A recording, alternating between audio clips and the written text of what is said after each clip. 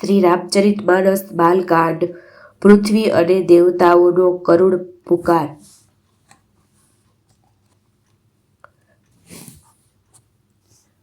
પૃથ્વી દેવી છેવટે હૃદયમાં વિચાર કરીને ગાયનું રૂપ ધારણ કરીને પૃથ્વી ત્યાં ગયા જ્યાં સર્વે દેવતા અને મુનિ છુપાયેલા હતા। પૃથ્વીએ રોઈને તેમને પોતાનું દુઃખ સંભળાવ્યું, પણ કોઈથી કંઈ કામ ન બન્યું। ત્યારે દેવતા, મુનિ અને ગંધર્વ બધા મળીને બ્રહ્માજીના લોક સત્યલોકમાં ગયા। ભય અને શોકથી અત્યંત વ્યાકુળ બિચારી પૃથ્વી પણ ગાયનું શરીર ધારણ કરીને તેમની સાથે ગઈ। બ્રહ્માજી સર્વે જાણી ગયા। તેમણે મનમાં અનુમાન કર્યું કે આમાં મારા વશ કંઈ પણ ચાલવાનું નથી। અત્યારે તેમણે પૃથ્વીને કહ્યું કે જેની તું દાસી છે તે જ અવિનાશી અમારો અને તમારો બંનેનો સહાયક છે। બ્રહ્માજીએ કહ્યું, હે પૃથ્વી દેવી, મનમાં ધીરજ ધારણ કરી શ્રી હરિના ચરણોનું સ્મરણ કરો। પ્રભુ પોતાના દાસોની પીડાને જાણે છે, તે તમારી કઠિન વિપત્તિનો નાશ કરશે। સર્વે દેવતાઓએ બેસીને વિચાર કરવા લાગ્યા કે પ્રભુને ક્યાં પામી જેથી તેમની સામે પોકાર ફરિયાદ કરીએ। કોઈ વૈકુંઠપુરી જવા કહેતું હતું અને કોઈ કહેતું હતું કે પ્રભુ ક્ષીર સમુદ્રમાં નિવાસ કરે છે।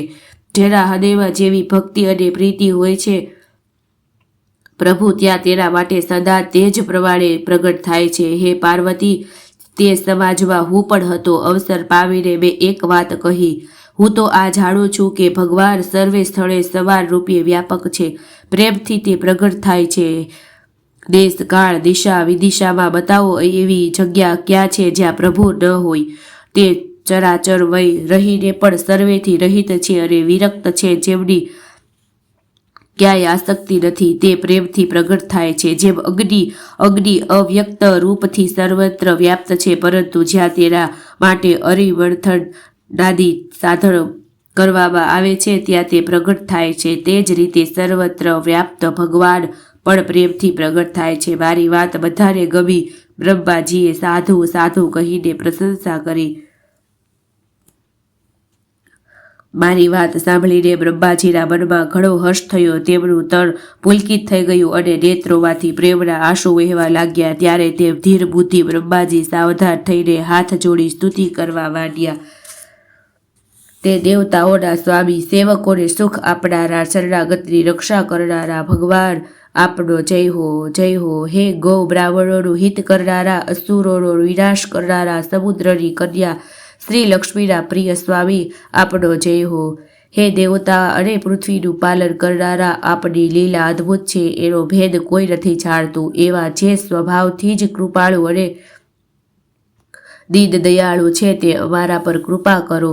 હે અવિનાશી, બધાયના હૃદયમાં નિવાસ કરનારા, અંતર્યામી, સર્વે વ્યાપક, પરમ આનંદ સ્વરૂપ, અજ્ઞેય, ઇન્દ્રિયોથી પર, પવિત્ર ચિત્ર, માયાથી રહિત, મુકુંદ, મોક્ષદાતા આપનો જય હો, જય હો। આ લોક અને પરલોકના સર્વે ભોગોથી વિરક્ત તથા મોહથી સર્વથા છૂટેલા જ્ઞાની મુનિ વૃદ્ધ પણ અત્યંત અનુરાગી પ્રેમી બનીને તેમનું રાત દિવસ ધ્યાન કરે છે અને જેમના ગુણોનો સમૂહનું ગાન કરે છે તે સચ્ચિદાનંદની જય હો। જેમને કોઈ બીજાના સાથ અથવા સહાયક વગર એકલા જ અથવા સ્વયં પોતાને જ ત્રિગુણ રૂપ બ્રહ્મા વિષ્ણુ શિવ રૂપ બનાવીને અથવા વિના કોઈ ઉપાદાન કારણે અર્થાત સ્વયં જ સૃષ્ટિના અભિન્ન નિમિત્તોપાદ કારણ બની 3 પ્રકારની સૃષ્ટિ ઉત્પન્ન કરી તે પાપોનો નાશ કરનારા ભગવાન અમારી સાંભળી લો। અમે નથી ભક્તિ જાણતા, નથી પૂજા જાણતા। જે સંસારના એટલા જન્મ મૃત્યુના ભયનો નાશ કરનારા, મુનિઓના મનને આનંદ આપનારા, વિપત્તિઓના સમૂહને નષ્ટ કરનારા, અમે બધા દેવતાઓના સમૂહ મન, વચન અને કર્મથી ચતુરાઈ કરવાની ટેવ છોડીને તે ભગવાનને ચરણ આવ્યા છીએ। સરસ્વતી, વેદ, શેષજી અને સંપૂર્ણ ઋષિ કોઈ પણ જેમની નથી જાણતા, જેમની દીન પ્રિય છે એવું વેદ પોકારીને કહે છે, તે જ શ્રી ભગવાન અમારા પર દયા કરો। હે સંસાર રૂપી સમુદ્રને મથવા માટે મંદ્રાચળ રૂપ સર્વે પ્રકારથી સુંદર ગુણોના ધામ અને સુખોના ભંડારી નાથ આપના ચરણ કમળોમાં મુનિ, સિદ્ધ અને સર્વે દેવતા ભયથી અત્યંત વ્યાકુળ થઈને નમસ્કાર કરે છે। દેવતાઓ અને પૃથ્વીને ભયભીત જાણીને એમના સ્નેહયુક્ત વચન સાંભળી શોક અને સંશયની હરનારી ગંભીર આકાશવાણી થઈ. હે મુનિ, સિદ્ધ અને દેવતાઓના સ્વામી, ઓ ડરો નહીં. તમારા માટે હું મનુષ્ય રૂપ ધારણ કરીશ અને ઉદાર પવિત્ર સૂર્યવંશમાં અશ્વો સહિત મનુષ્યનો અવતાર લઈશ. અંશો સહિત મનુષ્યનો અવતાર લઈશ. કશ્યપ અને અદિતિએ ઘણું ભારે તપ કર્યું હતું. હું અગાઉ જ એમને વર આપી ચૂક્યો છું. તેઓ જ દશરથ અને કૌશલ્યાના રૂપમાં મનુષ્યના રાજા થઈને શ્રી અયોધ્યાપુરીમાં પ્રગટ થયા છે. તેમના ઘેર જઈને હું રઘુકુળમાં શ્રેષ્ઠ 4 ભાઈઓના રૂપે અવતાર લઈશ. નારદના સર્વે વચનોને હું સત્ય કરીશ અને પોતાની પરાશક્તિ સહિત અવતાર લઈશ. હું પૃથ્વીનો બધો ભાર હરી લઈશ. હે દેવવૃદ્ધ, તમે નિર્ભય થઈ જાઓ. આકાશમાં બ્રહ્મ ભગવાનની વાણીને કાનથી સાંભળી દેવતા તરત જ પાછા ફર્યા. તેમનું હૃદય શીતળ થઈ ગયું. ત્યારે બ્રહ્માજીએ પૃથ્વીને સમજાવી. તે પણ નિર્ભય થઈ અને એના અંતરમાં વિશ્વાસ બેસી ગયો.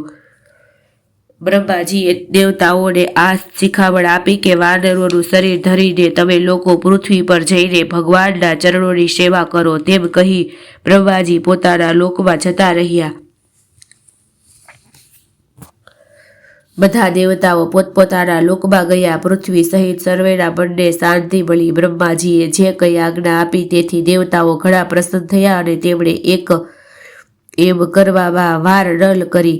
પૃથ્વી પર તેઓએ વાનર દેહ ધારણ કર્યા. તેમના અપાર બળ અને પ્રતાપ હતો.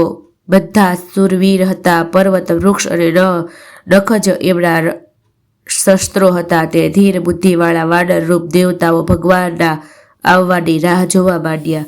તે વાનરો પર્વતો અને જંગલોમાં ચારે બાજુ પોતપોતાની સુંદર સેનાઓ બનાવી ભરપૂર સઘળે છવાઈ ગયા. એ બધું સુંદર ચરિત્ર મેં કહ્યું. હવે તે ચરિત્ર સાંભળો જેને વચમાં જ છોડી દીધું હતું.